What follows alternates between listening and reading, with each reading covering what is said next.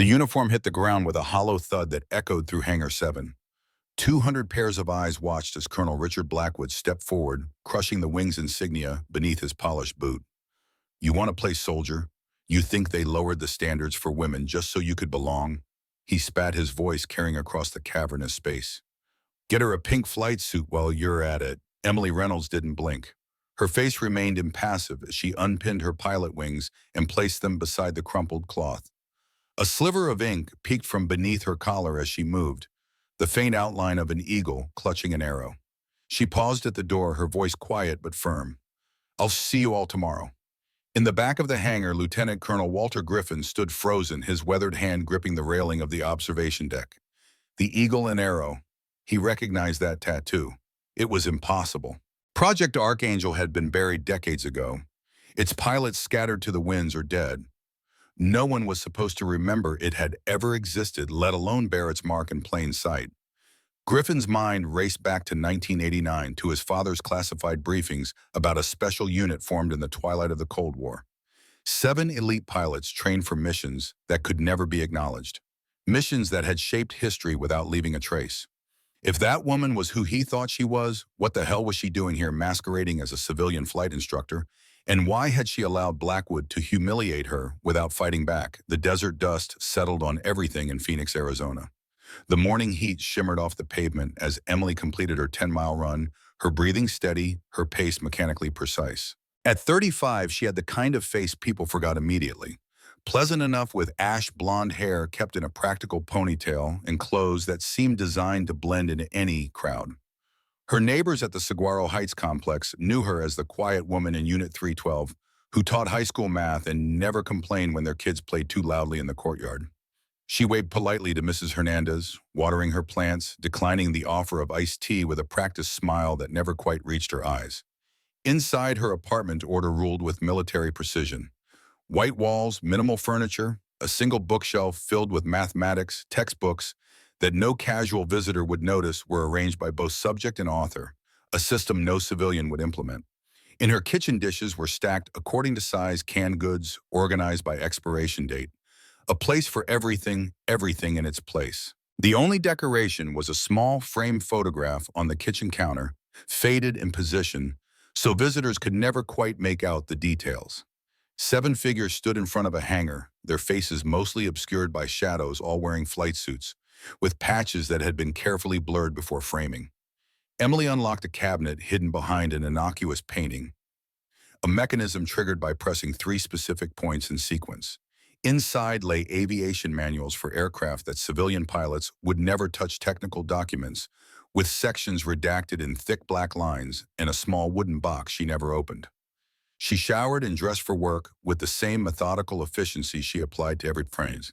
Desert Ridge High School was 20 minutes away, giving her precisely enough time to review her lesson plans for differential equations, a subject she had insisted on teaching despite the principal's concerns about its difficulty level for high school students.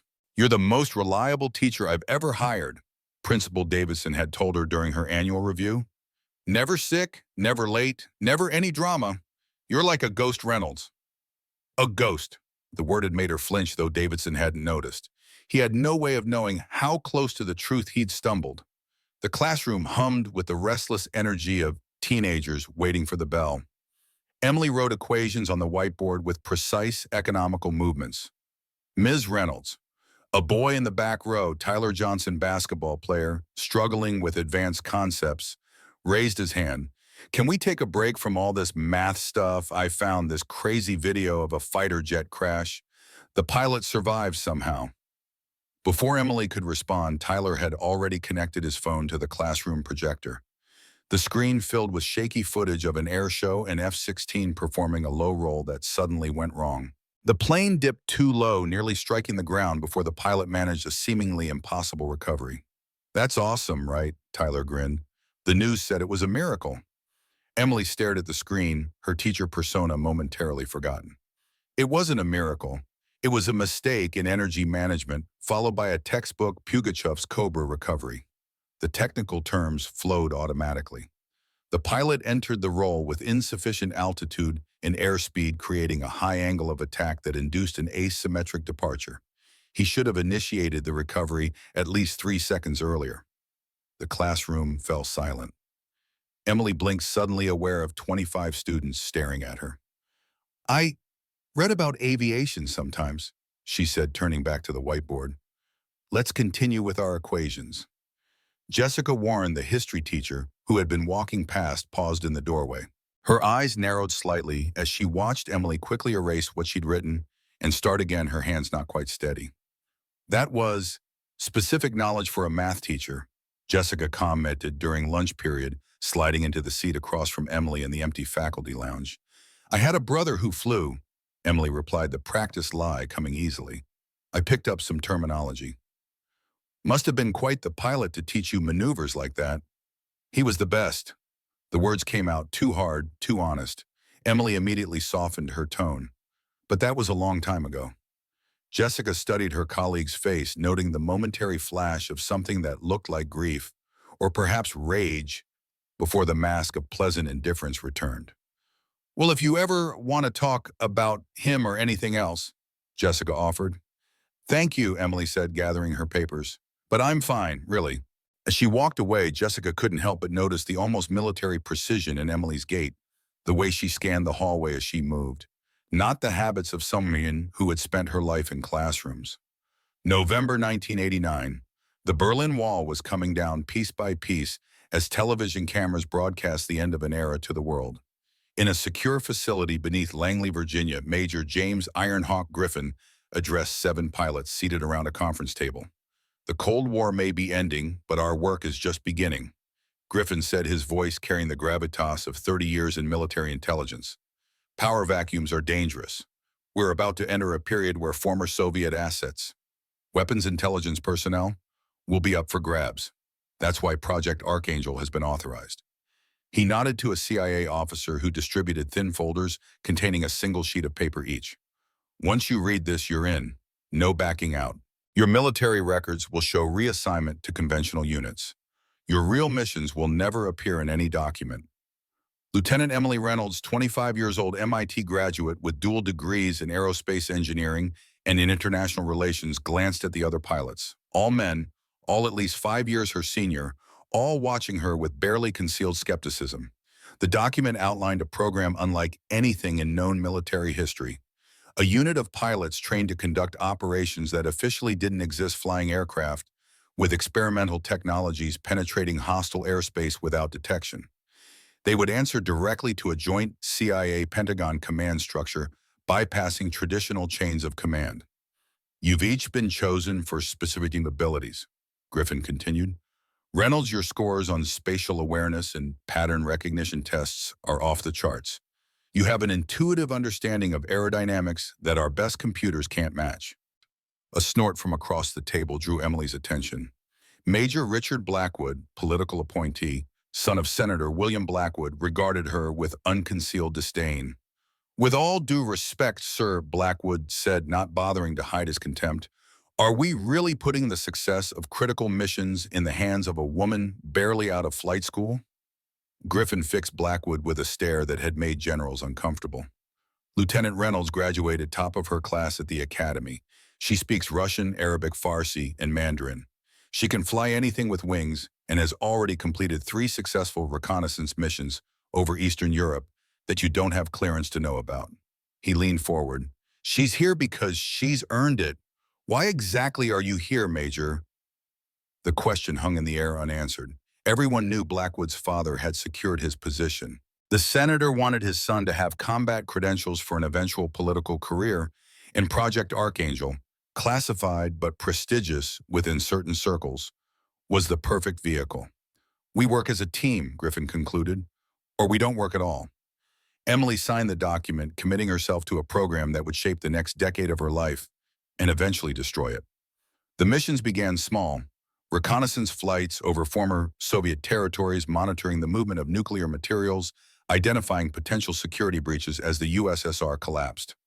The team flew modified F-117 Nighthawks with experimental stealth technology that made them virtually invisible to radar.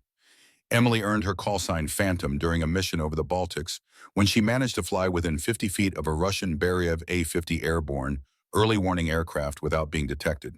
The data she collected on their radar capabilities gave American intelligence a 5-year advantage in electronic countermeasures development. She's not just flying the aircraft, Griffin told his superiors after reviewing the mission footage. She's becoming one with it. I've never seen anything like it. For 6 years, Project Archangel operated in the shadows of a changing world. The Berlin Wall fell. The Soviet Union dissolved. New threats emerged. Through it all, the 7 pilots moved like ghosts through contested airspace, gathering intelligence that shaped American foreign policy without anyone knowing their names. Blackwood watched Emily's rise with growing resentment. While she flew the most challenging missions, he was kept on simpler assignments, his political connections ensuring he remained with the program despite mediocre performance. His resentment festered into something darker. With each commendation she received, each mission he was deemed unqualified to fly. By 985, tension within the unit had reached a breaking point. Blackwood had leveraged his father's influence to gain promotion to lieutenant colonel, technically outranking Griffin, who remained stubbornly at major despite his superior skills and experience. Politics, Griffin explained to Emily after a particularly grueling mission debriefing, where Blackwood had taken credit for the intelligence she'd gathered. This is how the game is played. It's not a game when lives are at stake, she'd responded, not bothering to hide her frustration. No, Griffin agreed, his expression grim. It's not. The mission that changed everything came in March 1995. Intelligence indicated that former KGB operatives were selling tactical nuclear weapons to terrorist organizations in the Middle East. A facility in northern Syria had been identified as the transfer point. Project Archangel was tasked with gathering photographic evidence and, if confirmed, destroying the facility. This is our chance to make a real difference, Emily told her younger brother Nathan during one of their rare encrypted calls. A helicopter pilot with special operations, Nathan was one of the few people who knew what his sister really did for a living. Just be careful, Em, he warned. Something about this feels off. When doesn't it? She laughed, though there was no humor in it. This is what we signed up for. The mission briefing was tense. Blackwood, leveraging his new rank, had insisted on handling the tactical planning, a task usually reserved for Griffin. We'll approach from the south, using the mountains for cover, Blackwood explained, pointing to the map. Reynolds will lead the first element, gathering visual confirmation before the strike team moves in. Emily studied the approach path, her brow furrowing. These coordinates would put us directly in range of an S-300 air defense system that was installed last month. We should come in from the east following the river valley. The intel on that S-300 is unconfirmed. Blackwood dismissed her concern with a wave. The southern approach gives us better escape options if things go sideways. Griffin stepped forward, examining the flight plan more closely. Reynolds has a point. That approach looks unnecessarily risky. With all due respect, Major, Blackwood emphasized the rank, I'm the mission commander here. The plan stands as is. Emily exchanged a glance with Griffin, recognizing the dangerous combination of politics, ego, and operational control. She memorized both approaches, determined to make the call in the air if necessary. The night of the mission, Emily sat alone in the ready room, reviewing the intelligence packet one last time. The photographs showed what appeared to be shipping containers being moved under heavy guard. The thermal imaging suggested cooling systems consistent with nuclear material storage. Something wrong with the planned Phantom. She looked up to find Captain William Hayes watching her from the doorway. At 42, Hayes was the oldest pilot in the program, a former test pilot who had flown everything from the SR-71 to experimental aircraft that didn't officially exist. The approach is all wrong, she admitted, and Blackwood knows it. Hayes nodded slowly. I've seen the satellite imagery. Those coordinates lead straight into their air defense network. He lowered his voice. Watch your 6 up there. Not all enemies are on the ground.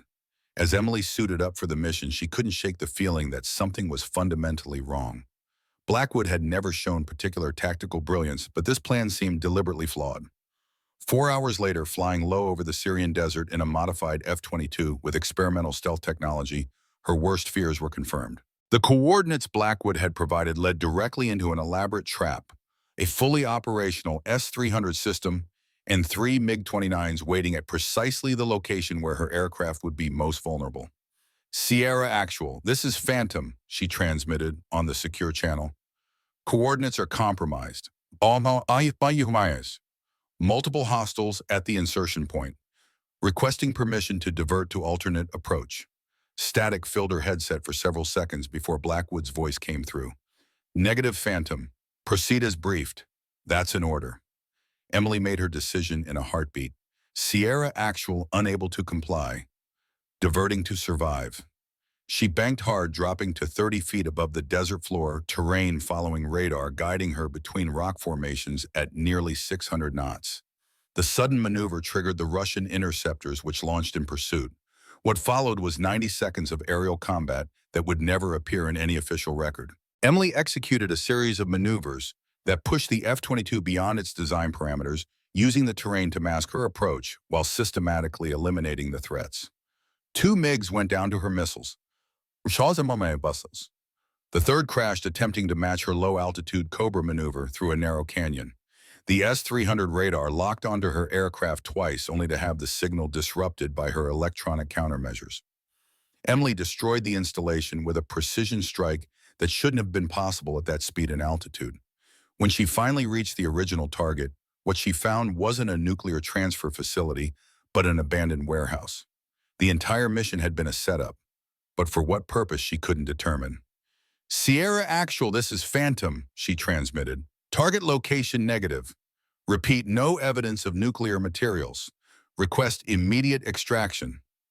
The response came not from Blackwood, but from Griffin, his voice tight with controlled urgency. Phantom returned to base immediately. Use contingency route Delta. Authentication code Sierra Echo 79er. Emily recognized the code. It meant the mission was compromised at the highest level. She made it back to the carrier in the Mediterranean, her aircraft nearly out of fuel systems strained to their limits. As she climbed out of the cockpit, Griffin was waiting, his expression grave. We have a problem, he said quietly. Blackwood is claiming you went rogue, abandoned the mission parameters for glory hunting. That's absurd, Emily protested. The coordinates led straight into an ambush. I know, Griffin nodded, but the original mission files have been altered. The coordinates in the official record now show your alternate route as the primary plan. Blackwood is claiming you deviated from it. That's impossible. There were backup copies, verification protocols, all mysteriously corrupted. Griffin cut her off. It's your word against his. And his father sits on the Senate Intelligence Committee. Emily felt cold dread settling in her stomach.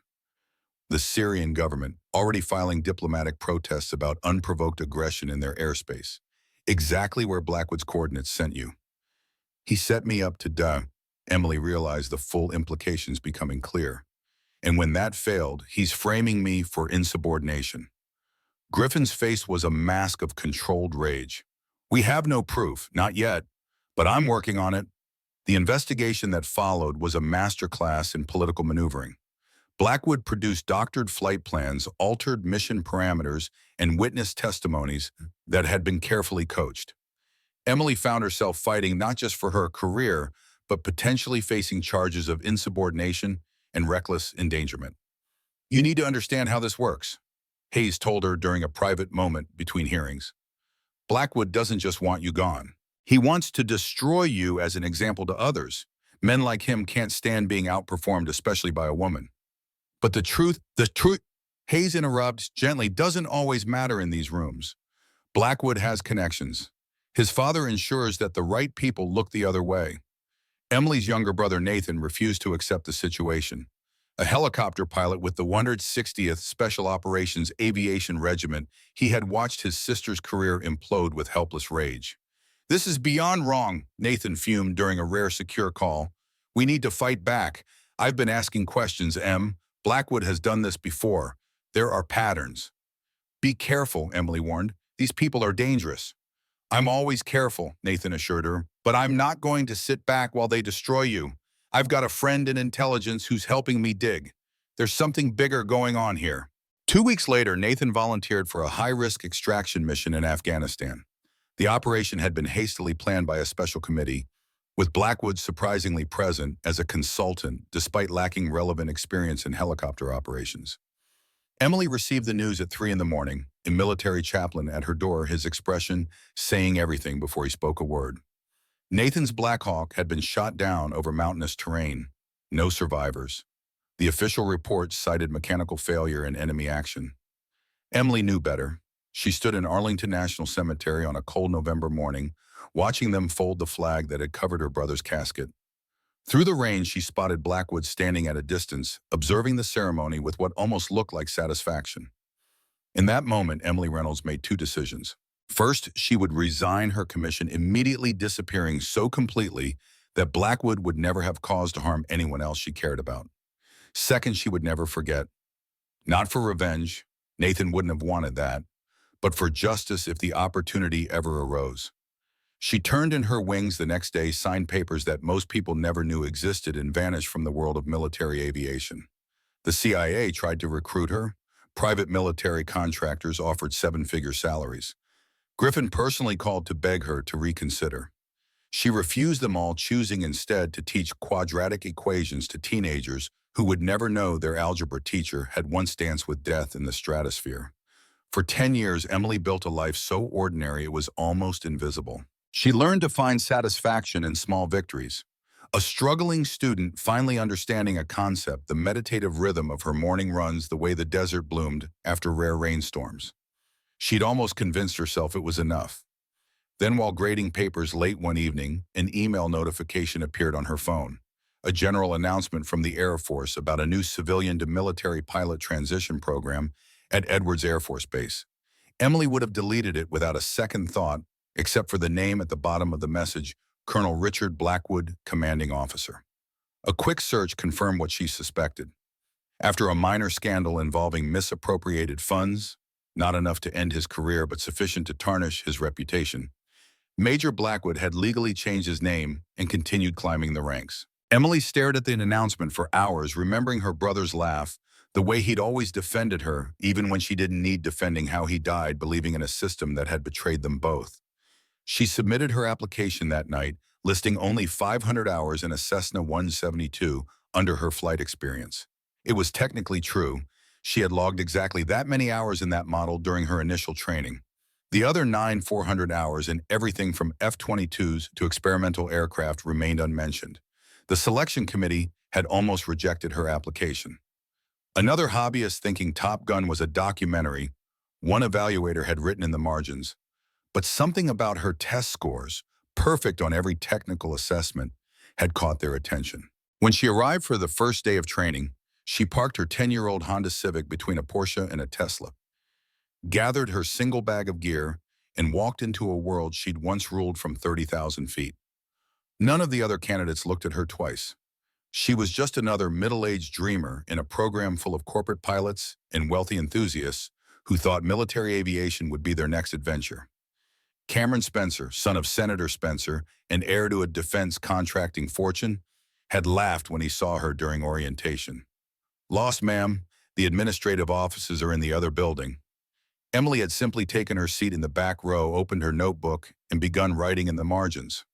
Not notes about the briefing, but calculations for optimal energy management in a vertical climb. Habits that died harder than dreams. As Blackwood entered the room to welcome the new class, his gaze passed over Emily without a flicker of recognition. She had changed in 10 years, her hair different, her posture deliberately altered, her entire demeanor transformed.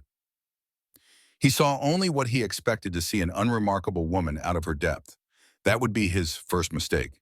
His last would be forcing her to remove her uniform in front of everyone, revealing the tattoo that only a select few would recognize. The mark of Project Archangel, a program that officially never existed, whose pilots had shaped history from the shadows. As Emily walked away from the hangar, her wings left behind on the floor, she felt a strange sense of clarity. For 10 years she had hidden from her past. Now she would use it to expose the truth, whatever the cost. Justice for Nathan would come not from courts or investigations, but from the sky itself. Emily's footsteps echoed through the empty corridor of Edwards Air Force Base. It was 5:30 a.m., 2 hours before the other trainees would arrive. She'd spent a decade blending into backgrounds, making herself forgettable.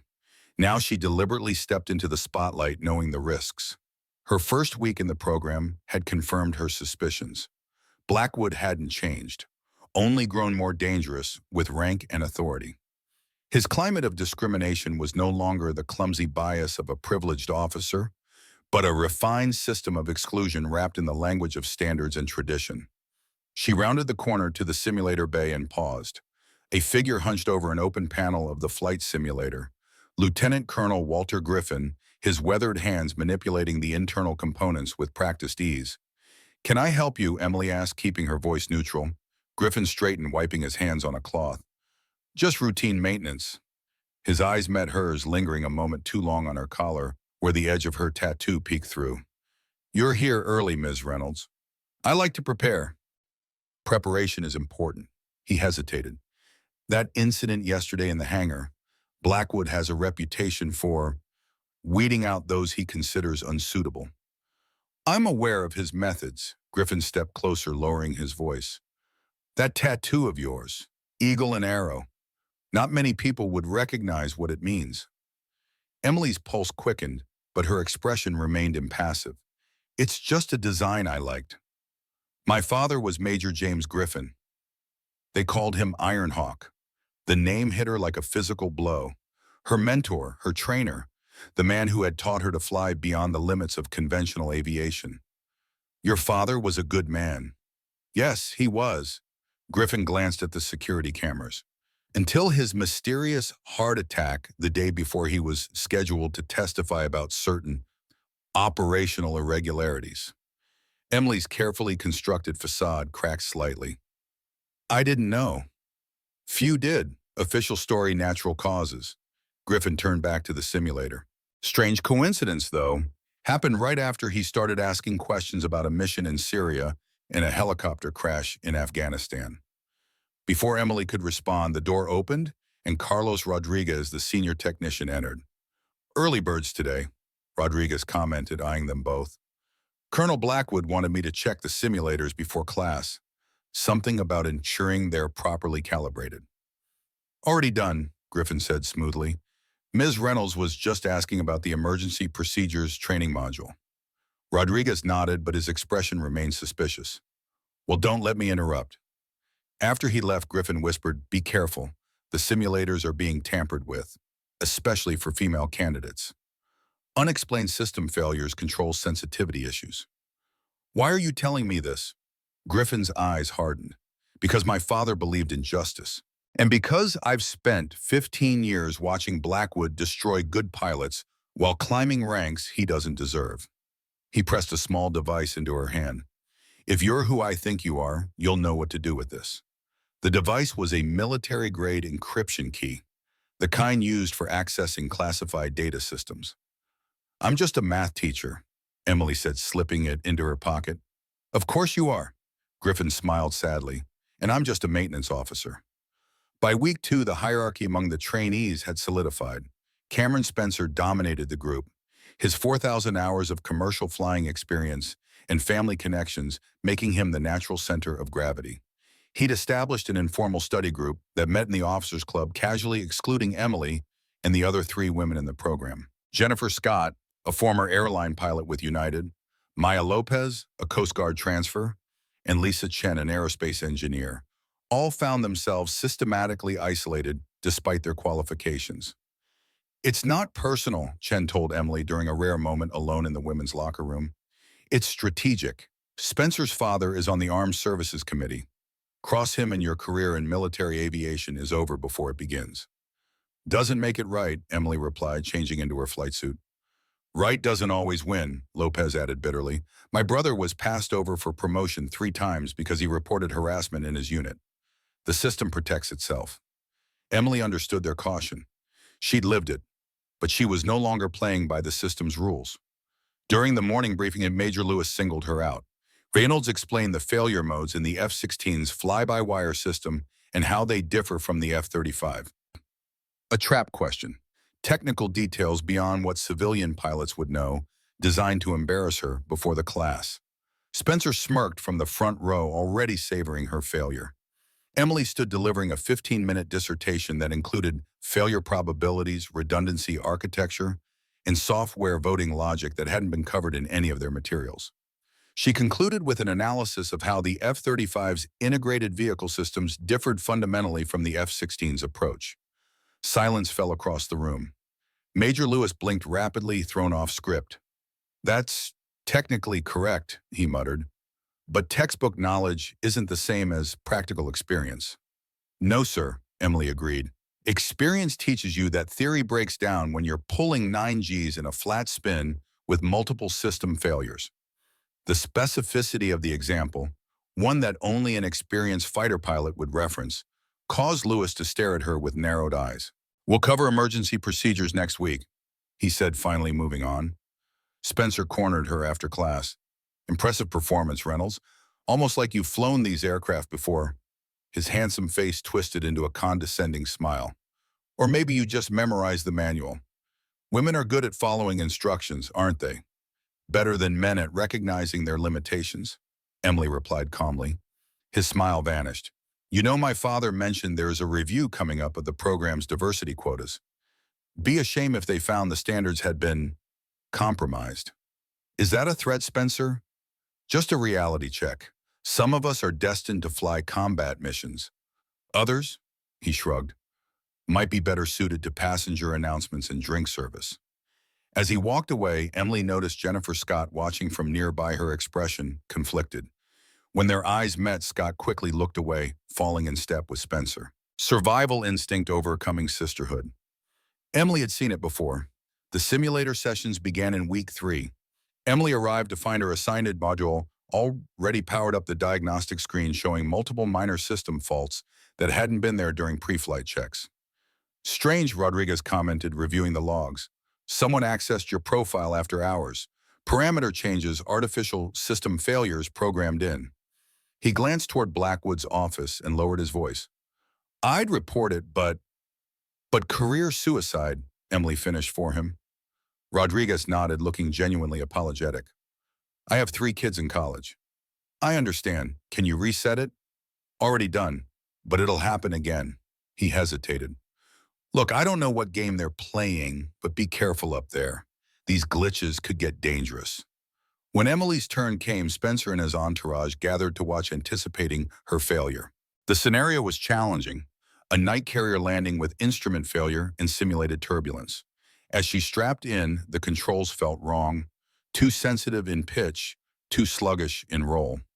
Classic sabotage techniques. Emily closed her eyes briefly, adjusting her mental model to compensate. What followed was a masterclass in adaptation. She flew not as the simulator dictated, but as she knew the actual aircraft would respond, making split-second corrections that transformed what should have been an impossible landing into a textbook approach. Perfect centerline trap, the instructor announced, unable to hide his surprise. 3-wire, best we've seen today. Spencer's face darkened. Beginner's luck. But Emily's luck continued through each progressively more difficult scenario. No matter what failures they introduced, hydraulic systems, avionics, engine flameouts, she handled each with a calm precision that betrayed years of experience far beyond her stated qualifications. After the session, Lieutenant Michael Foster approached her in the corridor.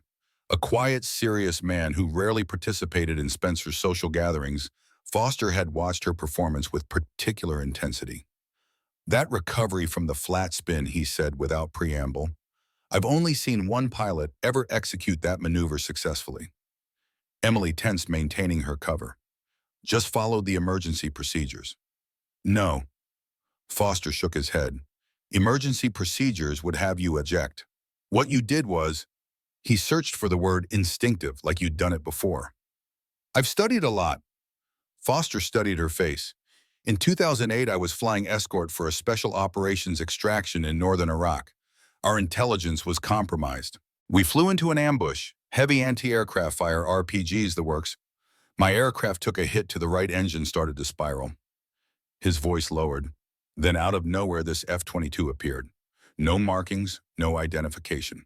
The pilot executed maneuvers I'd never seen before, took out all the enemy positions in under 2 minutes.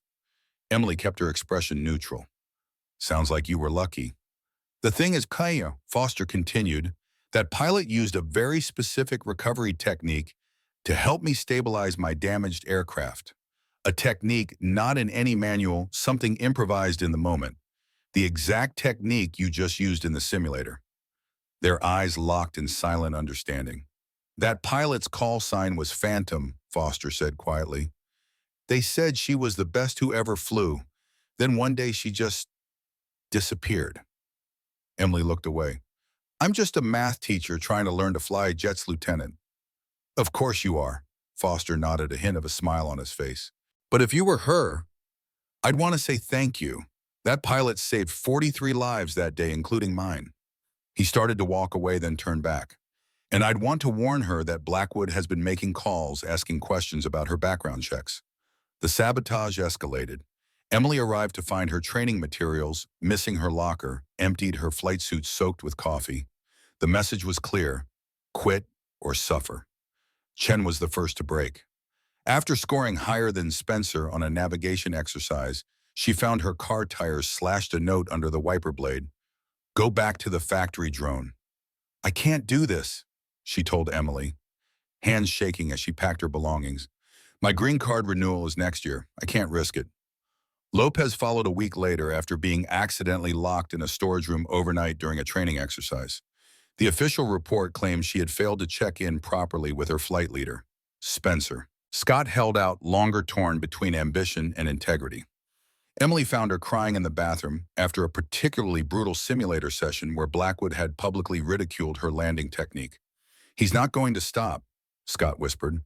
And Spencer's father called me yesterday, said he'd ensure I got a position with Air National Guard if I focused on the right priorities. You mean if you help isolate me? Emily translated. Scott couldn't meet her eyes. I've wanted to fly fighters since I was 8 years old. This is my only shot.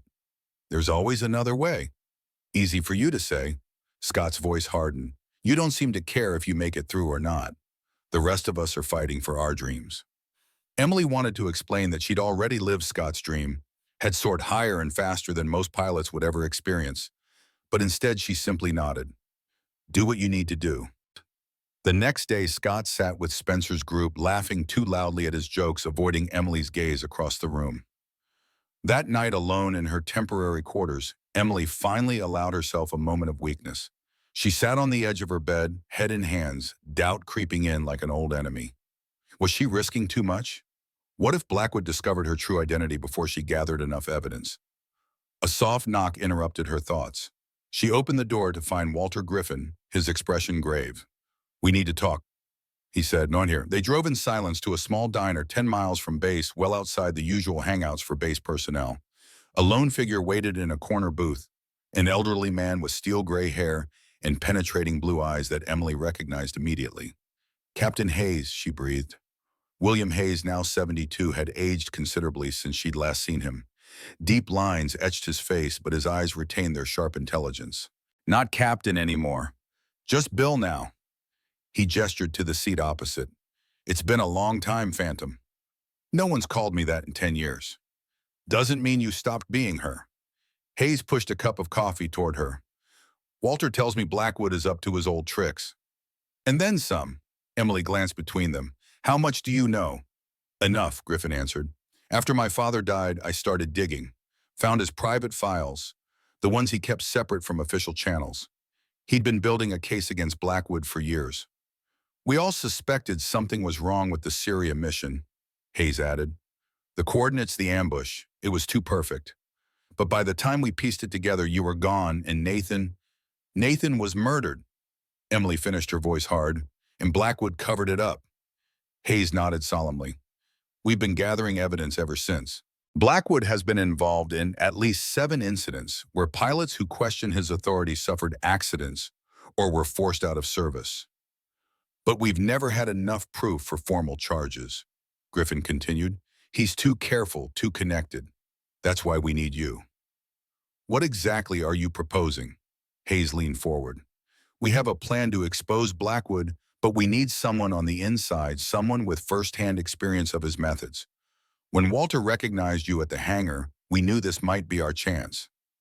I didn't come back for some covert operation, Emily objected. I came back to get justice for my brother. They're the same thing, Hayes insisted.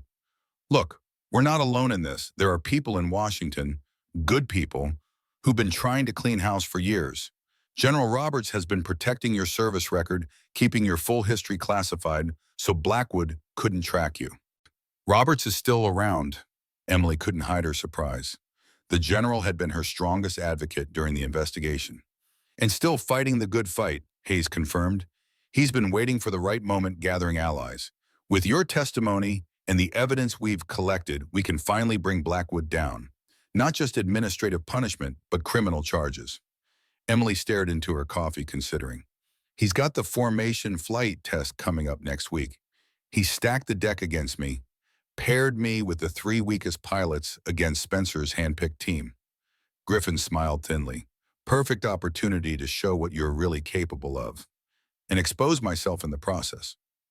Sometimes, Hayes said quietly, you have to risk everything to gain anything. He slid a secure phone across the table. If you decide to join us, call the only number in the contacts. General Roberts wants to speak with you directly. As they prepared to leave, Hayes caught Emily's arm. Nathan would be proud of you, you know. Coming back facing this, it takes a special kind of courage. For the first time in years, Emily felt tears threatening. I miss him every day. We all do. Hayes's voice roughened with emotion. That's why we can't let Blackwood win again. The formation flight test was scheduled toward dawn, 4 aircraft practicing precision maneuvers over the desert. As predicted, Emily had been assigned Jason Torres, Samantha Lee, and David Wu, the 3 trainees struggling most with basic flight mechanics. The night before, she gathered them in a small conference room away from the main facilities. Tomorrow's going to be challenging, she began, without preamble. Spencer's team has more experience, more practice time, and better aircraft assignments. In other words, we're screwed, Torres said, his expression defeated. A former commercial pilot with a recent divorce affecting his concentration, he'd been the target of Spencer's ridicule for weeks. No, Emily corrected. We're going to win.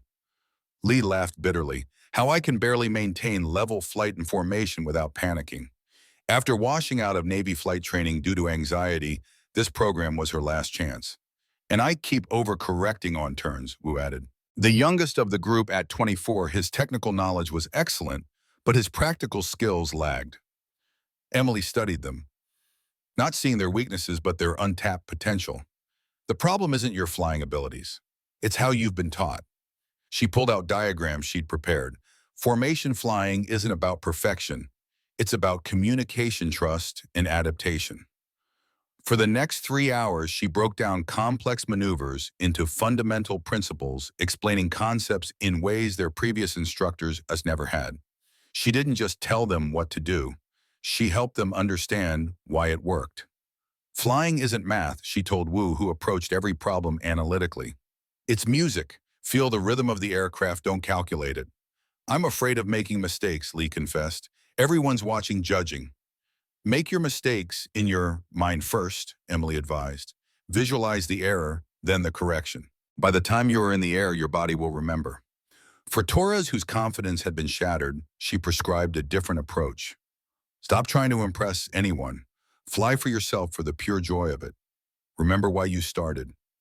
As they left, Emily saw something that had been missing in all of them. A spark of hope. The morning dawned clear in cold, perfect flying conditions. Spencer's team arrived in matching flight suits with custom patches, a clear violation of protocol that Blackwood conveniently overlooked. Don't worry, Reynolds, Spencer called out as they walked to the aircraft. When you wash out, I'm sure there's a flight school somewhere that needs a ground instructor. Emily ignored him, focusing instead on her nervous team. Remember what we discussed. We fly as one unit. Trust yourselves, trust each other, and trust me. Once airborne, the difference in the 2 formations was immediately apparent. Spencer led with aggressive precision, his wingmen struggling to maintain the tight spacing he demanded. Their formation looked impressive but lacked flexibility. Emily took a different approach. Phoenix flight, this is lead. Wide spacing to start. Feel the air, not the distance. Her calm voice had an immediate effect on her wingmen. Their formation began loose but organic, gradually tightening as confidence built. Emily led them through basic maneuvers, first establishing a rhythm before attempting anything complex. You're doing great, Phoenix 3, she encouraged Lee, who had maintained perfect position through a challenging turn. Phoenix 2, ease back half a degree on your bank angle. Perfect. From the control tower, Blackwood watched with growing irritation as Emily's supposedly inferior team performed with unexpected cohesion. "What the hell is she doing?" he muttered. Griffin, standing nearby monitoring communications, suppressed a smile. "Teaching, sir. She's teaching them." The real test came when Spencer's formation attempted an aggressive intercept. "Falcon flight executing attack pattern Delta," Spencer announced, clearly expecting Emily's team to break apart under pressure. Instead, Emily calmly directed a series of defensive maneuvers that shouldn't have been possible with novice pilots. "Phoenix flight maintain current formation. Gradual descent to Angels 5. On my mark, synchronize roll right. Now." Like fingers of the same hand, all four aircraft rolled simultaneously, presenting their most minimal profile to the oncoming formation while changing altitude, a classic defensive technique from air combat maneuvering that civilian pilots shouldn't have known. Spencer's attack faltered, his wingmen breaking formation as they tried to adjust to the unexpected maneuver. "Phoenix flight, counteroffensive pattern, echelon right accelerate to military power." What followed was a masterclass in formation tactics. Emily's team moved with a synchronization that left observers speechless, executing maneuvers that military demonstration teams spent months perfecting.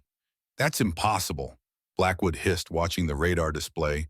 "Those pilots couldn't fly like that yesterday." The debrief video showed something extraordinary. Four aircraft moving in perfect harmony, performing basic maneuvers with such precision that they defeated every attack from Spencer's supposedly superior team.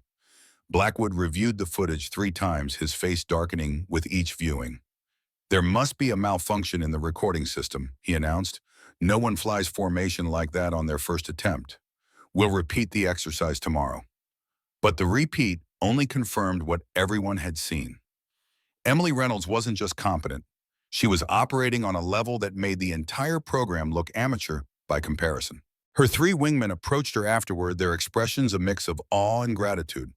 "Ma'am," Torres said, his voice choked with emotion, "I've never felt flying like that. It was like you were in my cockpit with me."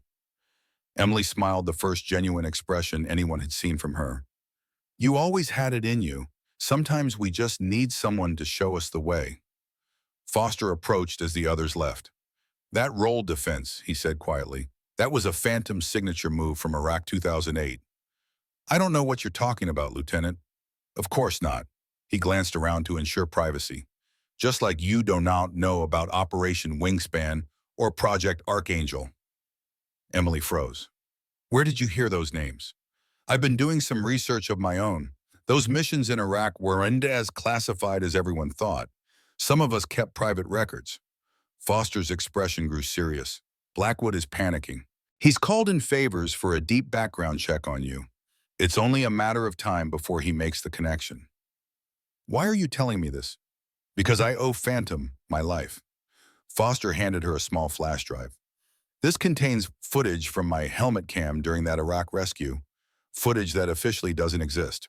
Might come in handy when everything comes to light." The midterm evaluation should have been Emily's vindication. The combat simulation exercise pitted 2 4-ship formations against each other in beyond visual range engagement. Once again, Emily's team consisted of the same 3 pilots, while Spencer commanded the program's elite. In any rational scenario, it should have been a massacre. Spencer's formation had every advantage: better simulation parameters, more experienced pilots, and detailed knowledge of the exercise parameters in advance. But Emily had spent 12 weeks studying every pilot in the class, cataloging their habits, their reactions under stress, their tells. She knew Spencer always led with a specific radar pattern. She knew his wingmen favored high angles of attack. She knew their formation would split in a predictable pattern when pressed. "Phoenix flight, tactical turn west, descend to Angels 5. Kill your radars." "We're going dark," Emily commanded as the exercise began. The 3 novices followed without question, their faith in her absolute after the formation flight success. For 30 seconds, Spencer's team lost contact, their radar sweeps finding empty sky. When Emily's flight reappeared, they completely reversed the geometry of the engagement. "Phoenix flight, select targets by voice. Phoenix 2, target the northern bandit. Phoenix 3, the middle. Phoenix 4, take the trailer. I've got lead. Fox 3 now." 4 simultaneous missile launches appeared on the simulation screen. Spencer's formation, caught completely off guard, attempted evasive maneuvers, but Emily had positioned her shots during their blind spot, calculating their reaction time down to the 10th of a second. The computer registered 4 kills in 8 seconds. The control room erupted in chaos. Instructors who'd flown actual combat missions were speechless. Blackwood slammed his fist on the console and reset the simulation. Malfunction, run it again. The second iteration ended even faster. 6 seconds from engagement to total victory for Emily's team. By the third reset, her novice wingmen were laughing over the radio, their confidence soaring with each impossible victory. Ma'am, Torres called out, I think I understand energy management now. Ma'am, Lee added, can you teach us that barrel roll defense after this? Even Spencer's elite pilots were asking questions during the debrief. Professional curiosity was overcoming social pressure as they witnessed flying techniques they'd never seen before. Blackwood shut down the discussion with a snarl. This proves nothing except that our simulation parameters need adjustment. Real combat isn't a video game, Reynolds. You're showing off and endangering your wingmen by violating basic tactical doctrine. He turned to the class, his voice lowering to a threatening register. This is what happens when people think they're above the system. They get lucky once and think they're invincible. In real combat, hotshots get people killed. The warning was clear and clearly directed at Emily. After the class dispersed, Blackwood cornered her in the corridor. I don't know what game you're playing, Reynolds, but it ends now. Your background check shows inconsistencies that raise security concerns. My background is exactly what my application states, Emily replied calmly. We both know that's not true. Blackwood stepped closer, lowering his voice. There's something familiar about you. Have we met before? I teach high school math in Phoenix. I doubt our paths have crossed. Maybe not, he conceded, studying her face. But I always remember my enemies. And something about you, he left the thought unfinished, a threat hanging in the air between them. That evening, Emily received a text on the secure phone Hayes had given her. Blackwood knows. Meeting tonight. Same place.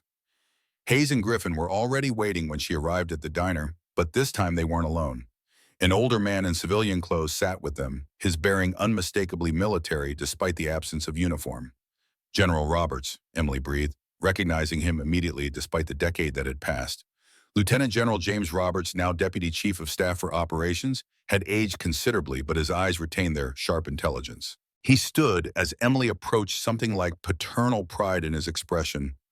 Lieutenant Colonel Reynolds, he said formally, it's been too long. Just Emily now, sir. Not for much longer if our plan works. Roberts gestured for her to sit. Blackwood has accelerated his timeline. He's scheduled an all-hands meeting tomorrow to address security concerns within the program. He's going to expose me, Emily realized. He's going to try, Hayes corrected, but we're ready to counter. Roberts nodded. We've been building this case for years, gathering evidence of Blackwood's corruption, his connections to foreign interests, his responsibility for the deaths of American pilots. What we lacked was a catalyst, something dramatic enough that the media couldn't ignore it, public enough that it couldn't be buried. You want to use me as bait, Emily concluded. In a manner of speaking. Robert's expression softened, but not without protection. Hayes tells me you have assembled quite a team of supporters. Torres Liwuti, Griffin counted off, plus Foster with his Iraq footage. Even Rodriguez has agreed to testify about the simulator tampering. And Spencer, Emily asked. Still a wild card, Hayes admitted, but his father has been cooperative behind the scenes. Senator Spencer has suspected Blackwood for years but lacked concrete evidence. Roberts leaned forward. Here's what we know. Blackwood isn't just a garden-variety corrupt officer. He's been selling classified aviation technology to foreign buyers. Technology developed during Project Archangel. Emily's blood ran cold. The stealth adaptations. The radar-defeating coatings. Exactly. The project was officially terminated after your departure, but Blackwood maintained access to the research. He's been selling it piece by piece for years. That's high treason, Emily whispered. Yes, Roberts agreed grimly. And tomorrow he plans to discredit you before you can expose him. He'll claim you're mentally unstable, that your performance in the program is the result of delusions about a past military career. My service records have been sealed at the highest levels. Officially, Lieutenant Colonel Emily Reynolds retired honorably in 1996. There's no record of Project Archangel or your missions after that date. Emily absorbed this. So it's my word against his. A decorated colonel versus a math teacher with apparent delusions. Unless, Hayes interjected, we can provide irrefutable proof of who you really are. Proof so dramatic that no one could deny it. What did you have in mind? Roberts smiled thinly. How do you feel about French engineering? I happen to know where we can borrow a Rafale for a few hours. Diplomatic training exchange, completely legal, if anyone asks. Sir, that's a frontline fighter aircraft, Emily protested. The political implications. Emily Roberts interrupted gently. Do you really think Blackwood is the only one who's been playing politics? I've got 15 senators and the Secretary of the Air Force ready to move on him. But we need cause. We need something dramatic enough that the media picks it up, public enough that it can't be buried. You showing up in one of the world's most advanced fighters after the publicly says, you can't fly, Hayes added. That's the kind of story that ends careers. Emily smiled for the second time in weeks. When 0800 tomorrow, Nellis has one on the ramp for Allied training. Captain Dubois will have a family emergency and need a qualified replacement. Sir, my certifications expired 10 years ago. Did they? Funny my records show you've been maintaining proficiency as a test pilot for classified programs. Black budget stuff. Very hush-hush. Roberts paused, his expression growing serious. Emily, are you sure about this? There's no going back to hiding. She thought of Nathan, of the other pilots Blackwood had destroyed, of Torres and Lee and Wu with their rekindled passion for flight. I've been hiding for 10 years, sir. It's time to remember who I am. The public confrontation that followed was inevitable. Blackwood had called an all-hands meeting in the main hangar, ostensibly to discuss the upcoming final evaluations, but everyone knew the real purpose when they saw Emily's name on the briefing board with a red line through it. 200 students and instructors gathered in a circle, leaving Emily standing alone in the center, like some medieval trial. Blackwood had prepared his speech, carefully building his case with bureaucratic precision. Her flight log showed irregularities. Her simulation scores were statistically impossible without cheating. Her background check had gaps that raised security concerns. Each accusation was vague enough to avoid legal challenge, but specific enough to destroy a reputation. The military aviation community is built on trust. Blackwood concluded, his voice carrying the righteousness of a crusader. We trust our wingmen with our lives. How can anyone trust someone who refuses to integrate with her peers, who shows off at the expense of mission success, who thinks the rules don't apply to her? He gestured to Spencer and the other top students.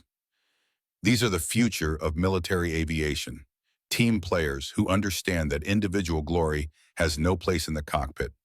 Reynolds represents everything wrong with the modern push for inclusion over excellence. The crowd shifted uncomfortably, but no one spoke up. The social dynamics were clear. Oppose Blackwood and share Emily's fate. So I'm giving you a choice, Reynolds? Blackwood continued, his voice dropping to a threatening whisper that somehow carried through the hangar. Remove your uniform voluntarily and leave with whatever dignity you have left, or I'll have security escort you out after I detail every failure, every shortcoming, every reason you'll never belong in military aviation. He paused for effect. What's it going to be? Emily had stood motionless through the entire speech, her eyes focused on something beyond the mob surrounding her. When she finally moved, it was with deliberate precision. She unpinned her wings, removed her flight jacket, and placed both carefully on the ground. The silence was absolute. Even the ventilation system seemed to pause. Blackwood's triumphant smile faded slightly when he saw no defeat in her eyes. Security will escort you from the premises, he announced, turning away. I can find my own way out, Emily replied, her voice carrying clearly across the hangar. Just like I found my way into Syrian airspace in 1995 when your coordinates led me into an ambush. Just like my brother Nathan found his way into Afghanistan before your sabotage mission killed him. Blackwood froze, then turned slowly to face her. You're delusional, Reynolds. Security removed this woman immediately. But no one moved. Foster had stepped forward, tablet in hand. Sir, I think everyone should see this footage from Iraq 2008. Footage of a pilot with the call sign Phantom saving my entire squadron from an ambush. This is insubordination, Blackwood snarled. Spencer surprisingly joined Foster. Let's see the footage, sir. If Reynolds is delusional, the video will prove it. Blackwood looked around, suddenly aware he was losing control of the narrative. This meeting is over. Everyone is dismissed. At that exact moment, the building shook. The windows rattled in their frames as a sound like tearing silk split the air. Then came the boom. Not an explosion, but the distinctive crack of a sonic boom directly overhead. 200 heads turned skyward as one. Through the massive hangar doors, they saw something impossible. A Dassault Rafale in French Air Force colors executing a perfect knife-edge pass at 500 feet, its pilot visible in the bubble canopy. "Alert the tower," Blackwood screamed. "We have an airspace violation. Scramble the alert fighters." But the tower was strangely calm. "Edwards Tower, to all personnel, stand down. We have authorized Allied training in progress. Repeat, this is authorized Allied training." The Rafale had reached 30,000 feet and was now diving back toward the deck, rolling as it fell in a perfect corkscrew that would have torn apart a lesser aircraft or pilot. At the last possible second, it pulled out over the hangar, inverted at 200 feet. The pilot's helmeted head was clearly visible, looking down at the assembled crowd. Then the radio crackled to life on the hangar speakers. Someone in the tower had decided everyone needed to hear this. "Edwards Tower, this is Ghost Zero. Request permission for tactical demonstration." The voice was calm, professional, and unmistakably Emily Reynolds. The tower controller's response carried barely suppressed excitement. "Ghost Zero, Edwards Tower, you are cleared for whatever you need to do, ma'am. The airspace is yours." The hangar fell silent as the sound of the sonic boom echoed across Edwards Air Force Base. All eyes turned skyward, transfixed by the impossible sight. Above them, a Dassault Rafale in French Air Force colors, executing a perfect knife-edge pass at 500 feet, its pilot visible in the bubble canopy. "Alert the tower, Mr." Blackwood screamed, his composed facade crumbling. "We have an airspace violation. Scramble the alert fighters." But the tower's response came through with calm authority. "Edwards Tower, to all personnel, stand down. We have authorized Allied training in progress. Repeat, this is authorized Allied training." The Rafale climbed with breathtaking acceleration to 30,000 feet, then pivoted on its axis in a maneuver that defied conventional aerodynamics. As the aircraft dived back toward the hangar, executing a perfect corkscrew descent, the older instructors in the crowd recognized what they were witnessing, flying that crossed from skill into artistry. "Edwards Tower, this is Ghost Zero. Request permission for tactical demonstration," came a voice over the hangar speakers. Calm, professional, and unmistakably Emily Reynolds.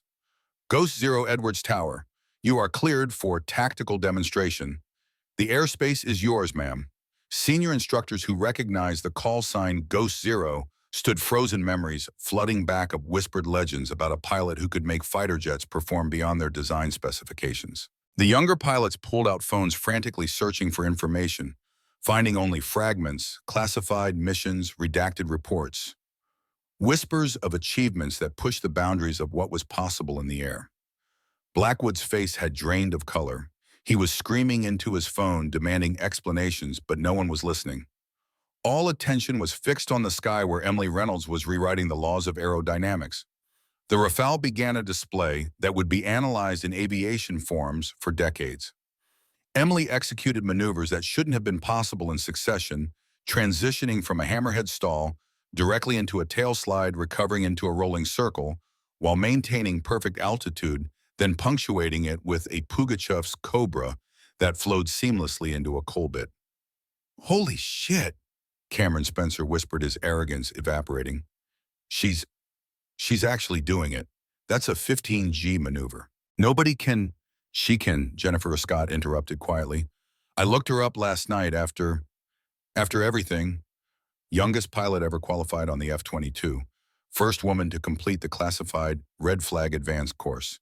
18 confirmed kills in combat operations we're not supposed to know about. Her voice dropped lower.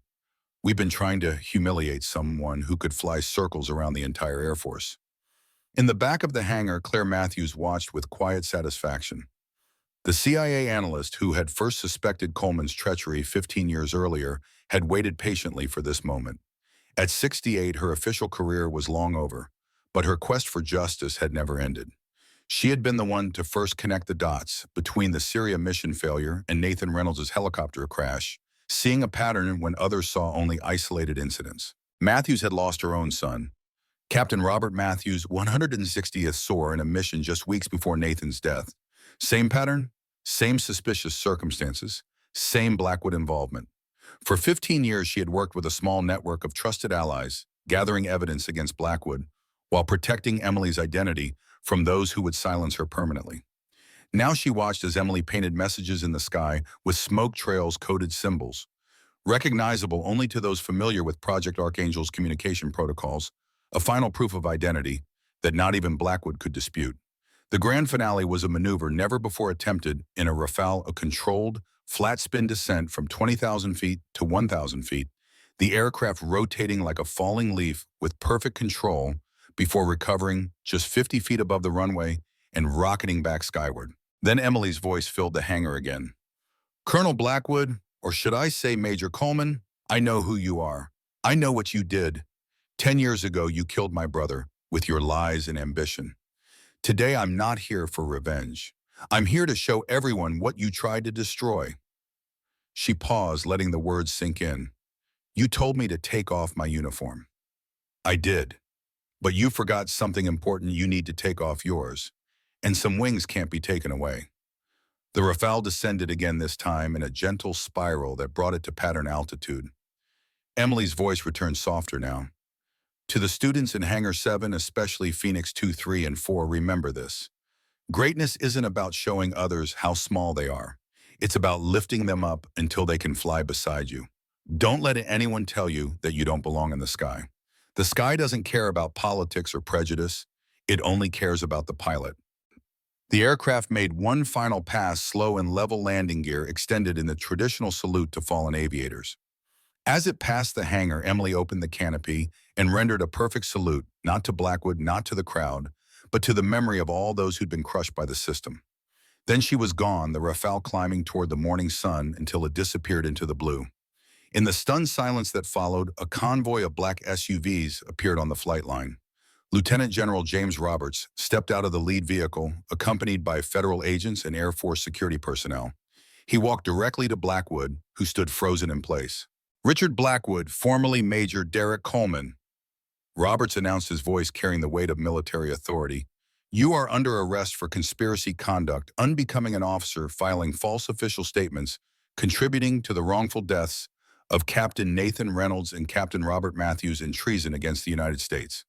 As the agents cuffed Blackwood, Roberts turned to address the crowd. "For 15 years, we've been building a case against this man, but we needed proof of pattern, behavior evidence that he would continue his crimes given the opportunity. Lieutenant Colonel Reynolds volunteered to provide that evidence, enduring 16 weeks of harassment and discrimination while documenting every instance." He paused, looking at each face in the crowd. "Let this be a lesson. The warriors you mock might be legends in disguise. The quiet ones might be choosing restraint over retaliation. And sometimes justice comes on wings you never see coming." Walter Griffin stepped forward, carrying a laptop. "For those of you who want proof, I'm streaming this to the main screen." The hangar's giant display illuminated with classified documents, surveillance footage, and damning evidence of Blackwood's crimes. Video clips showed him meeting with foreign agents, exchanging documents for cash. Financial records revealed millions hidden in offshore accounts. Claire Matthews stepped forward, adding her testimony. "I was the CIA analyst assigned to review the Syria mission in 1995.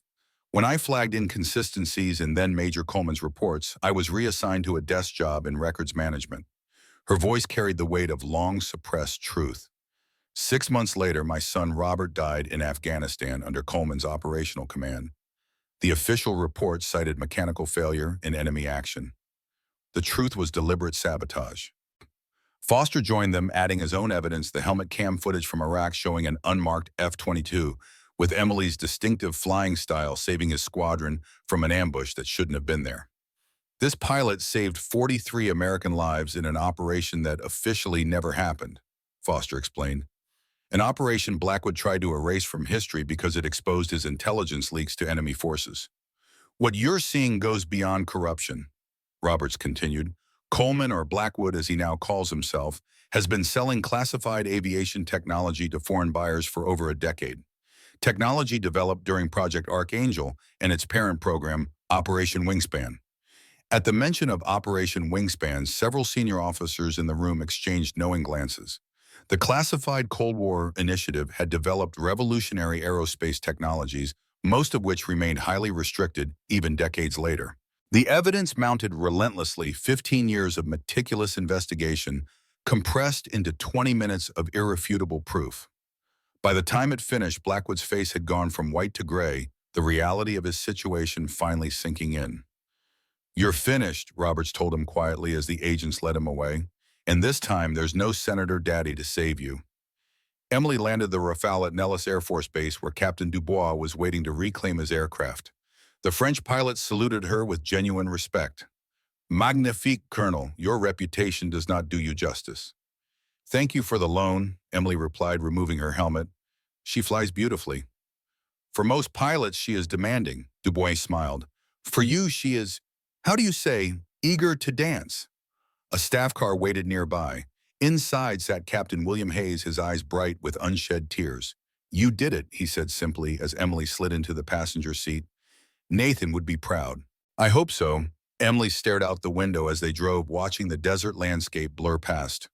"What happens now?" Now you have choices." Hayes handed her a folder. "General Roberts had these prepared. Your full rank and privileges restored. Backdated pay for 10 years. Assignment to any command you choose." He glanced at her. "Or you walk away, go back to teaching. No one would blame you." Emily opened the folder, staring at the official documents that would restore her identity, her history, her place in the world she'd once belonged to. "I don't know if I still fit there," she admitted. "You don't have to decide today." Hayes patted her hand. "But whatever you choose, you are not alone anymore. That's what matters." As they approached the base exit, Hayes cleared his throat. "There's someone else who wants to speak with you, someone who's been working behind the scenes almost as long as I have." The car pulled up to a small coffee shop just outside the base. Inside, Claire Matthews waited at a corner table looking much as she had 15 years ago when she'd first questioned the Syria mission intelligence determined analytical and uncompromising in her pursuit of truth. "Senior Analyst Matthews," Emily said as she slid into the booth. "Just Claire now," the older woman replied with a hint of a smile. "Retired officially." "You've been busy for someone who's retired." "So have you for a math teacher." Matthews sipped her coffee. "I recognized you the moment your application came across my desk." Emily's eyebrows rose. "You're still monitoring security clearances." "Consulting," Matthews corrected. "When certain names appear, like Blackwood or Reynolds, I get notified. I've been tracking him since 1995, waiting for him to make a mistake. When you applied to his program, I knew it was time." "You lost someone," Emily stated, recognizing the look in Matthews' eyes, the same determination she saw in her own mirror every morning. "My son, Robert Matthews, 160th SOAR, the mission before your brothers." Matthews' voice remained steady, though her knuckles whitened around her cup. "Same pattern: compromised, intelligence, impossible situation, convenient accident." Blackwood was careful, making each incident appear isolated, each victim seemingly unconnected. It took years to see the pattern.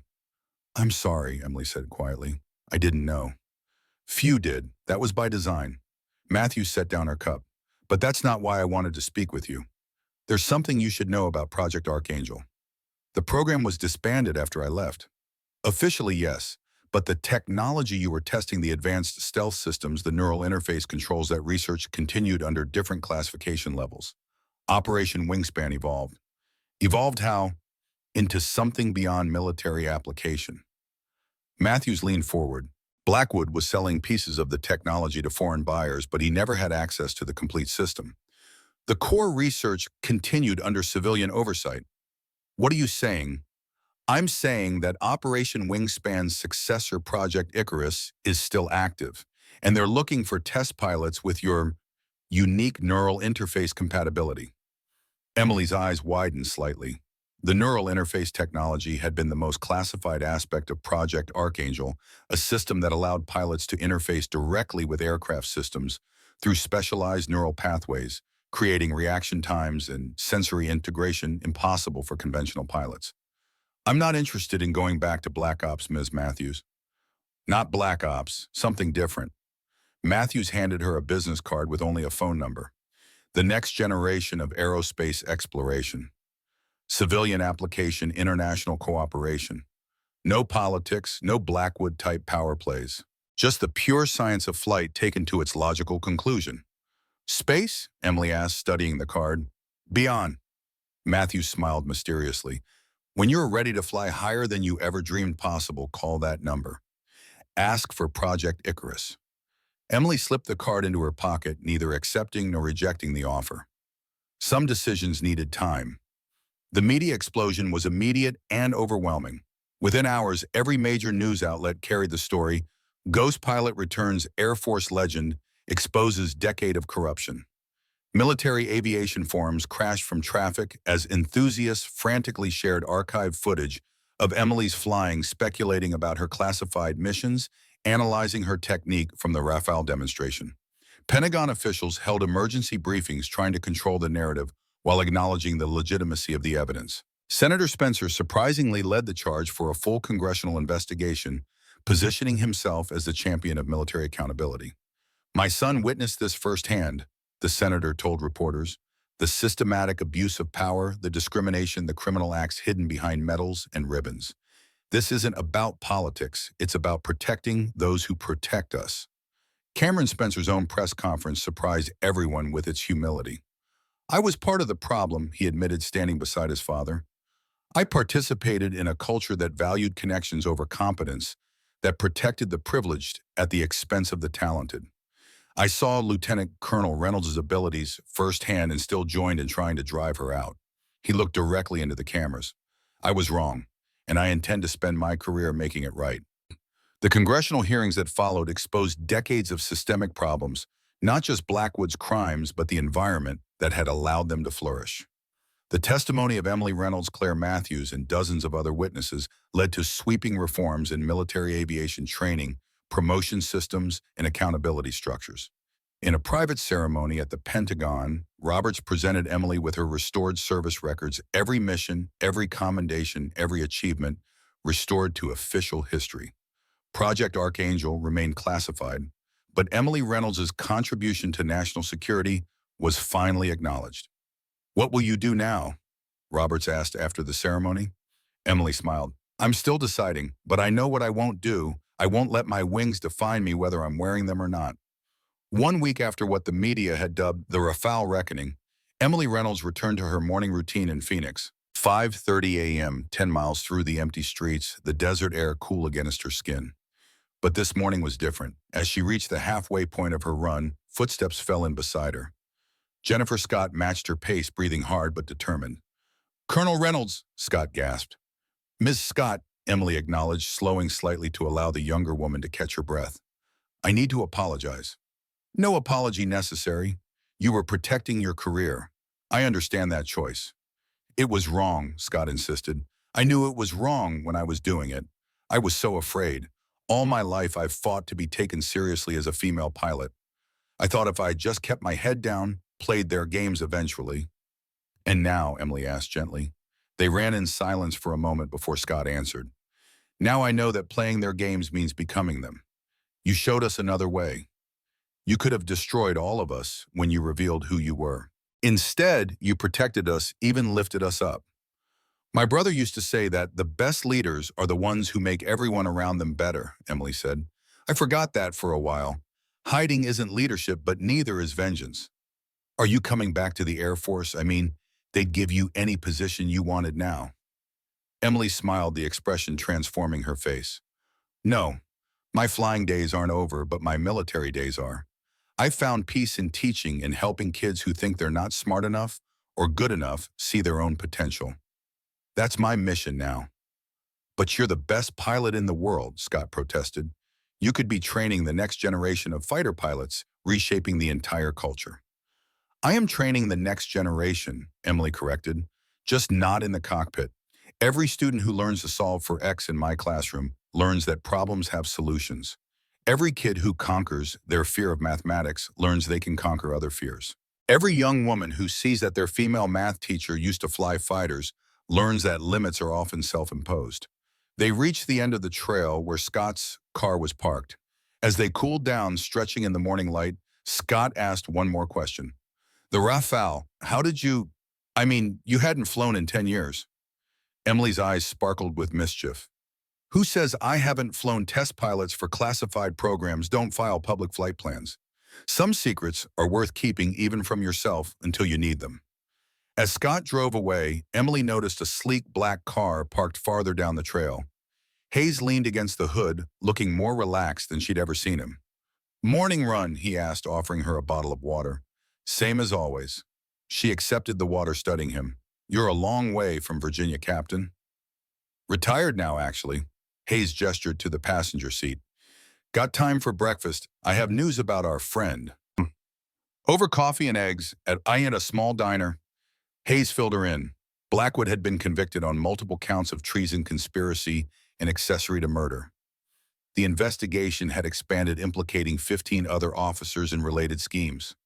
The reforms initiated by the Reynolds Protocols were reshaping military aviation training from the ground up. The president wants to award you the Medal of Honor, Hayes mentioned casually, for Syria and for the 17 lives you saved in Afghanistan. Full ceremony media coverage. Emily shook her head. No thank you. I've had enough spotlights for one lifetime. Hayes smiled knowingly.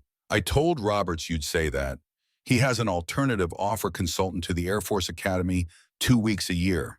No publicity, just helping to design curriculum that teaches ethics alongside tactics, leadership alongside flying. Emily considered this, weighing it against her teaching schedule and the life she'd built. I could do 2 weeks a year as long as I keep my position at Desert Ridge. Of course. Hayes hesitated, then added. And there's one more thing. Matthews asked me to follow up about Icarus. Emily's expression cooled slightly. I haven't decided about that. Just hear me out. Hayes held up a hand. It's not what you think. Project Icarus isn't military. It's a joint NASA private sector initiative. They're developing the next generation of aerospace vehicles using technology that grew out of Wingspan's research. Vehicles that can operate in atmospheric and exoatmospheric conditions with unprecedented efficiency. Space planes, Emily translated. Beyond that, Hayes leaned forward. Vehicles that blur the line between aircraft and spacecraft, capable of suborbital flight, using advanced neural interface systems that only a handful of pilots in the world can operate. Pilots like you, whose neural patterns are compatible with the technology.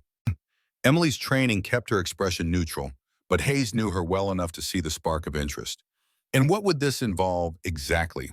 6 months training at a private facility in New Mexico, then a 2-year commitment as lead test pilot for the prototype. After that, your choice of continued involvement or return to civilian life with no strings attached. And the neural interface technology, the same we used in Archangel, advanced versions, safer, more intuitive, with civilian oversight to prevent military appropriation. Hayes met her eyes directly. Emily, this is beyond politics, beyond borders. This is about pushing the boundaries of human flight to heights even you haven't imagined. Emily sipped her coffee, considering. I'll think about it. That's all Matthews asked. Hayes nodded, knowing better than to push. In the meantime, there's something else you should see. 6 months passed. The scandal of Colonel Blackwood, now revealed as the disgraced Derek Coleman, had fundamentally altered military aviation culture. The investigations revealed decades of discrimination, sabotage, and abuse of power that extended far beyond one corrupt officer. Cameron Spencer, transformed by his experience, had dedicated himself to mentoring disadvantaged youth interested in aviation careers, using his family's resources to create scholarship programs that emphasize character and talent over connections. The 3 novice pilots Emily had led, Torres, Lee, and Wu, had all graduated with honors, crediting their success to the mysterious instructor who'd shown them how to fly with confidence. They wore small ghost patches on their flight suits, unauthorized but overlooked by command. At Desert Ridge High School, Emily's advanced mathematics class had grown from 12 students to 45. Word had spread that Miss Reynolds' class was different, that she taught not just formulas, but problem-solving approaches that applied to life. Her pass rate on the AP Calculus exam was 100%, unprecedented for a Title I school. She still ran every morning, still lived quietly, but something had changed. The ghost had found peace, not in hiding, but in purpose.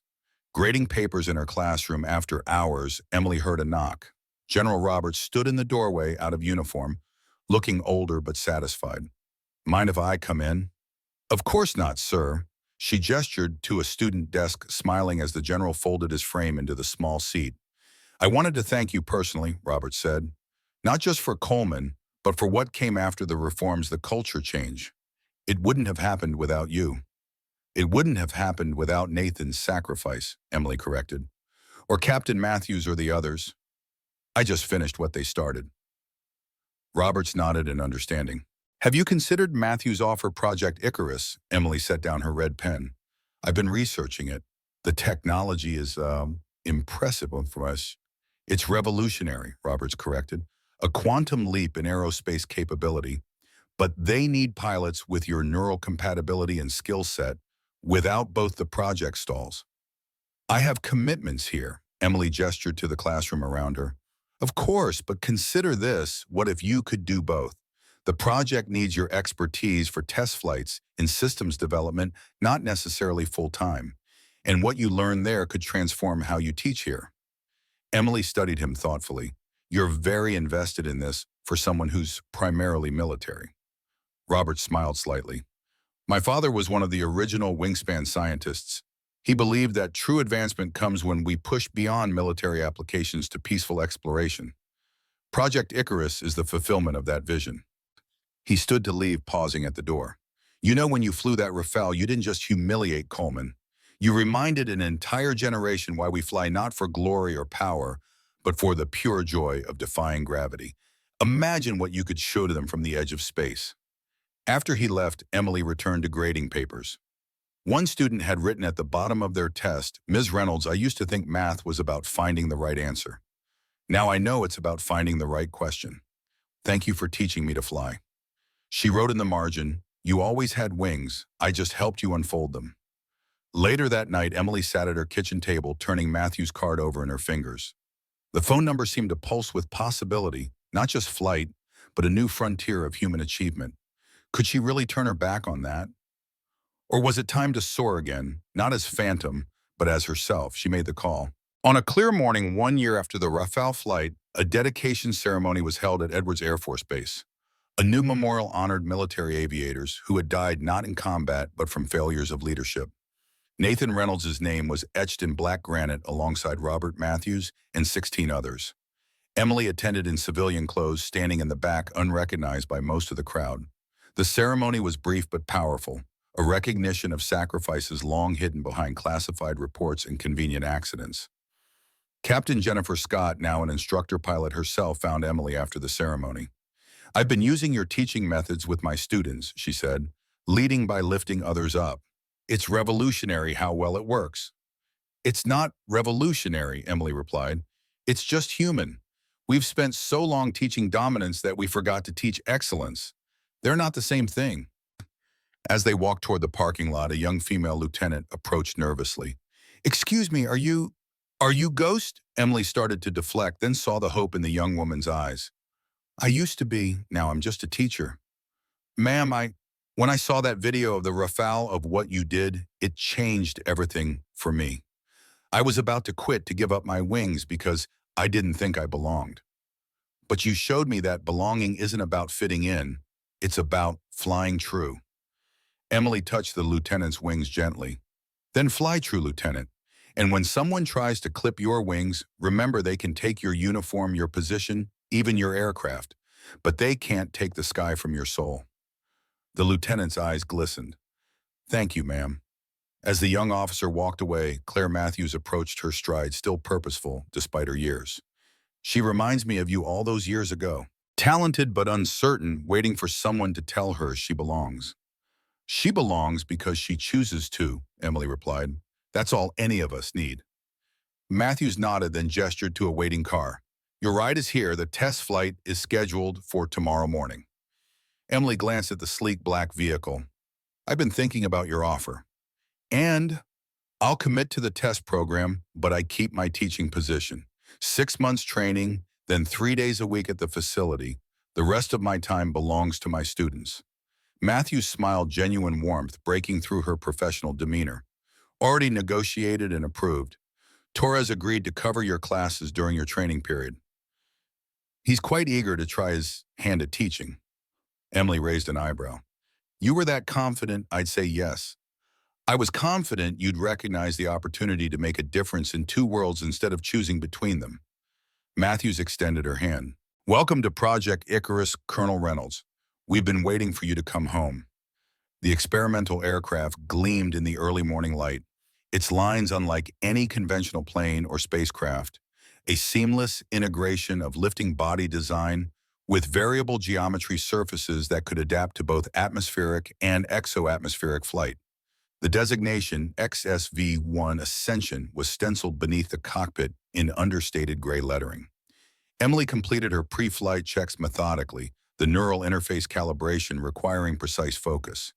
The integration of human consciousness with machine systems had evolved dramatically since Project Archangel, becoming more intuitive, more responsive to the pilot's intentions rather than just commands.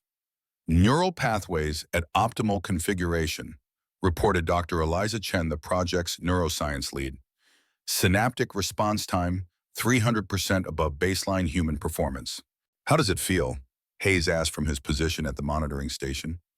Emily closed her eyes, feeling the aircraft systems as extensions of her own body, not just controls responding to input, but sensory feedback that created a complete awareness of the vehicle's status and capabilities. Like coming home, she answered simply, but better. The countdown proceeded with methodical precision.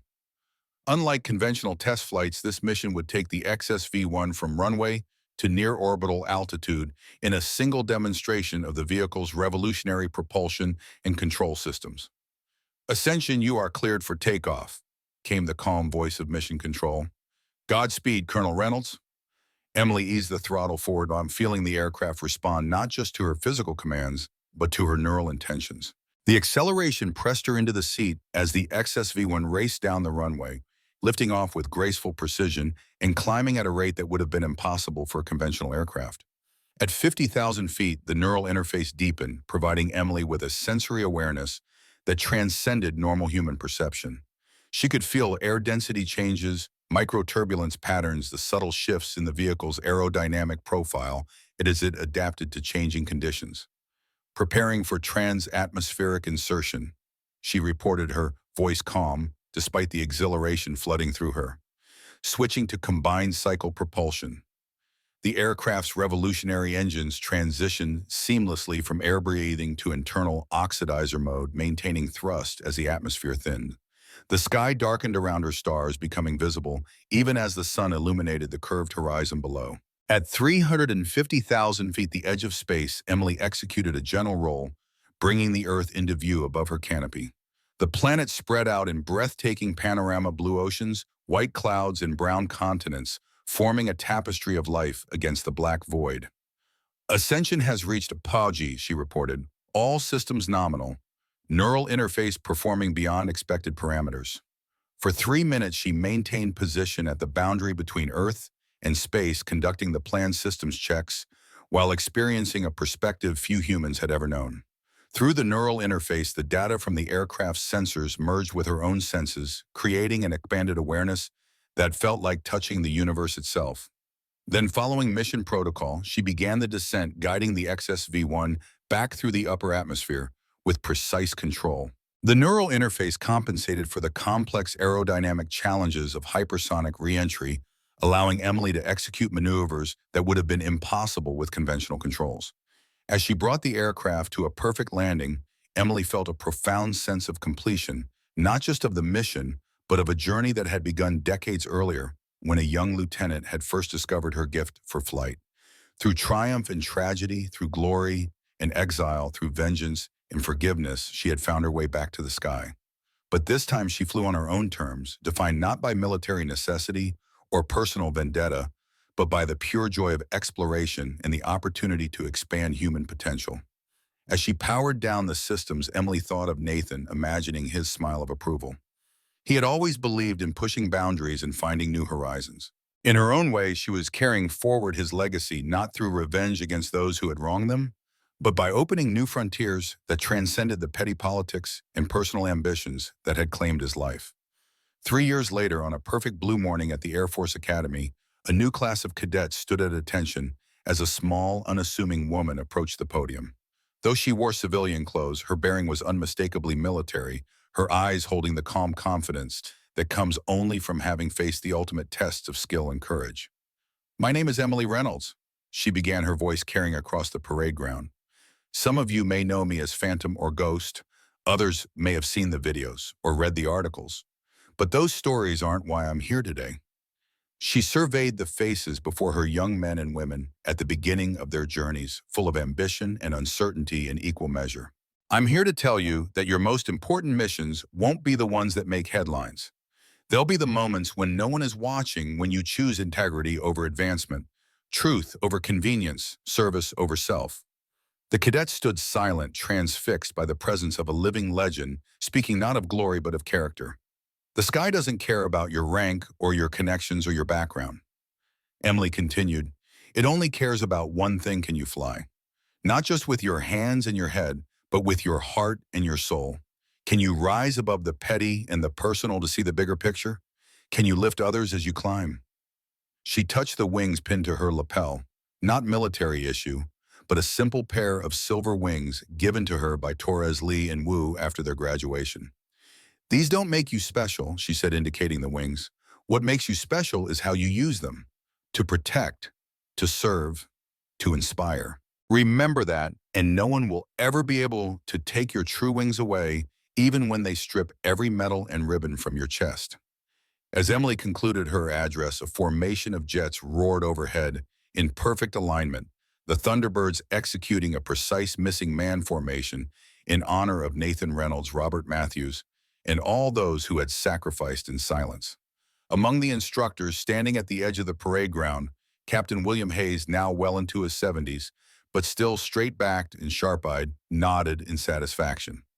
"That's how legends are born," he told the cadet beside him, "not from seeking glory, but from seeking something greater than themselves." The cadet, eyes still fixed on Emily, asked, "Is it true what they say, that she could outfly anyone in the world even now?" Hayes smiled. "Son, she could outfly gravity itself, but that's not what makes her special." "What does, sir?" "She remembers what it's like to be grounded. And she never flies so high that she can't reach down to help others climb." As the ceremony ended and Emily walked back across the parade ground, a sleek experimental aircraft streaked overhead, the XSV-1 Ascension, piloted by her new protege, Lieutenant Jennifer Scott. The aircraft performed a perfect barrel roll as it passed a salute from one pioneer to another, across generations of aviators who shared not just the sky, but a vision of flight that transcended boundaries. Emily looked up and smiled. Some languages need no translation. That evening, as she prepared for her return to Phoenix and her waiting students, Emily visited Arlington National Cemetery. At Nathan's grave, she placed a small model of the XSV-1 beside his headstone. "We made it, little brother," she whispered. "Higher than we ever dreamed. Not for revenge, not for glory, but for the pure joy of flight and the hope of something better." A gentle breeze stirred the leaves of the nearby oak, sending them spiraling upward in a natural counterpoint to the precision of machine flight. Emily watched their dance against the fading light, finding in their unplanned beauty a reminder that sometimes the most perfect paths are those we discover rather than design. The Phantom had found her peace not in the shadows, but in the light, teaching others to see beyond the clouds, beyond the horizon, to the limitless blue that awaits those brave enough to spread their wings and fly. For in the end, the sky remembers not those who flew the highest, but those who lifted others up to fly beside them.